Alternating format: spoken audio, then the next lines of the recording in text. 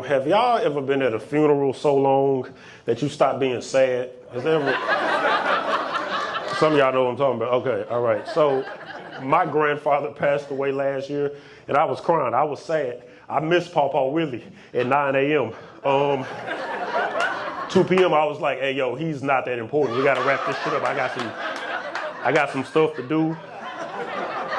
My grandma was crying. I said, Granny, get it together, baby. You saw this day coming, all right? Come on. You found the body.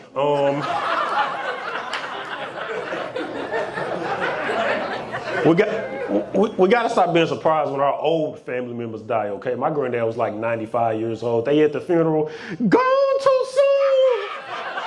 And I was in the back like, right on time. This was his day. I realize why funerals last a long time, though. It's because we let our long-winded family members talk at the funeral.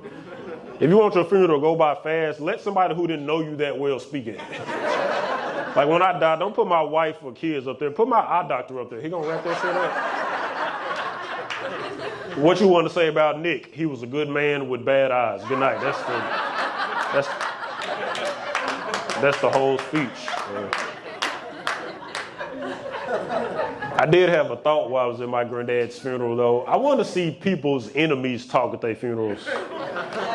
Yeah, because it's supposed to be a celebration of life. I don't really care about the good. I want some bad with it. I want to be at somebody's funeral. They say all the nice stuff.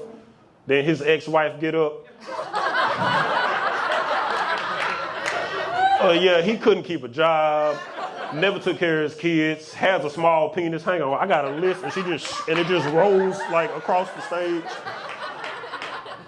Like this dude who used to pick on me when I was a kid, his name is Jordan. When he dies, I better get an invite. Yeah, I'm gonna say Jordan used to bully me for having asthma, so I find it very funny that he ran out of breath first. Like I want to do that. I don't know. My great-grandmother passed away a couple years before my grandfather, but her funeral was different because I did shrooms at her funeral.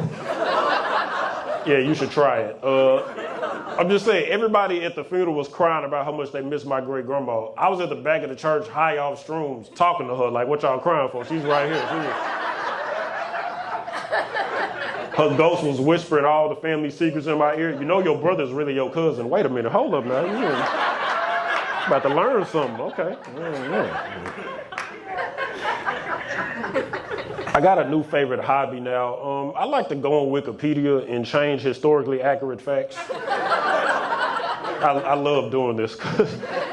Okay, y'all know Martin Luther King. His most famous speech is the I Have a Dream speech. The end to that famous speech is free at last, thank God Almighty, we are free at last. I went on Wikipedia and changed that to shake some ass.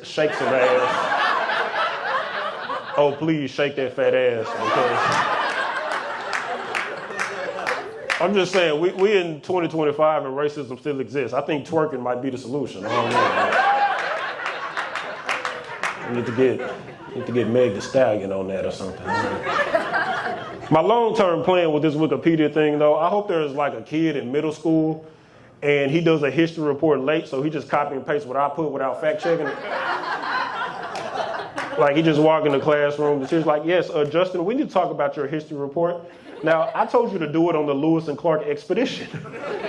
But I did. We'll read the first sentence. In the 1800s, Lewis and Clark traveled the world with a young indigenous woman named Dora the Explorer. Wait a minute.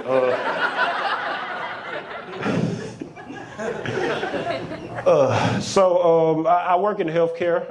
It's a rewarding job. But when you're a male nurse, you just have to keep your female coworkers from getting sexually assaulted by creepy old dudes. Yeah, old dudes. If you want a young girl, it would probably help if you wasn't close to death first, all right? I'm just saying. I had a patient, Mr. Patterson, stage 4 cancer.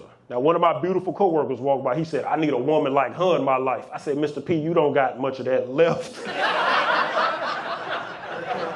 Another one, Mr. Johnson, he grabbed her by the hand. He said, baby girl, I want to take you out to dinner when I get back on my feet. I said, Mr. J, you here for diabetes? We're cutting them feet off in the morning.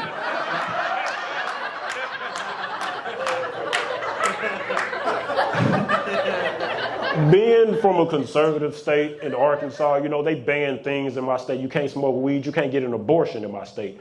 And, you know, this divided my coworkers at the hospital. One of them said, Nick, I just don't think abortion is right.